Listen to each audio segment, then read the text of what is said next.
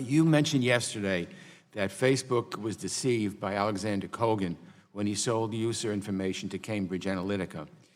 Does Facebook, therefore, plan to sue Alexander Kogan, Cambridge University, or Cambridge Analytica, perhaps for unauthorized access to computer networks, exceeding access to computer networks, or breach of contract, and why or why not?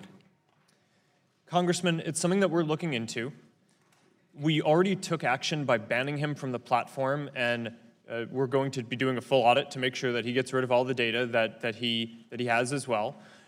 To your point about Cambridge University, what we've found now is that there's a whole program associated with Cambridge University where a number of researchers, not just Alexander Kogan, although to our current knowledge, he's the only one who sold the data to Cambridge Analytica.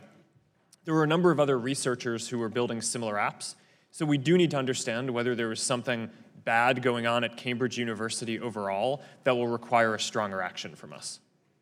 You mentioned before in your remarks hate speech. We've seen the scale and reach of extremism balloon in the last decade, partially because of the expansion of social platforms, whether it's a white supremacist rally in Charlottesville that turned violent or to ethnic cleansing in Burma that resulted in the second largest refugee crisis in the world. Are you aware of any foreign or domestic terrorist organizations, hate groups, criminal networks, or other extremist networks that have scraped Facebook user data? And if they have, and if they do it in the future, how would you go about getting it back or deleting it? Congressman, we're not aware of any specific groups like that that have engaged in this. We are, as I've said, conducting a full investigation of any apps that had access to a large amount of data, and if we find anything suspicious, we'll tell everyone affected. We do not allow hate groups on Facebook overall. So if there's a group that their primary purpose or a large part of what they do is spreading hate, we will ban them from the platform overall. So do you adjust your algorithms to prevent individuals interested in violence or nefarious activities from being connected with other like-minded individuals? Sorry, could you repeat that? Do you adjust your algorithms to prevent individuals interested in violence or bad activities from being connected with other like-minded individuals? Congressman, yes, that's certainly an important thing that we need to do.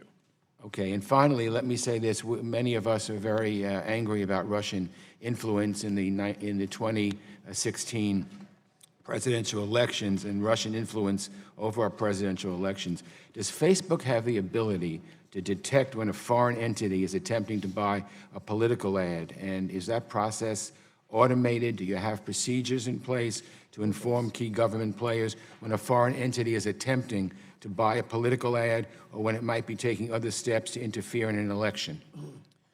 Congressman, yes, this is an extremely important area. After we were slow to identify the Russian information operations in 2016, this has become a top priority for our company to prevent that from ever happening again. Especially this year in 2018, which is such an important election year with the US midterms, but also major elections in India, Brazil, Mexico, Hungary, Pakistan, and a number of other places.